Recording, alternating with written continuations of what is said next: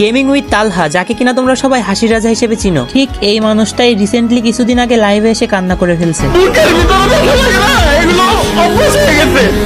ঘটনাটা হয়েছিল এরকম, তালহা ভাইয়ের একটা ফ্যান তাকে নিয়ে একটা ভিডিও বানাইছিল। সেই ভিডিওটা অনেকটা এরকম ছিল।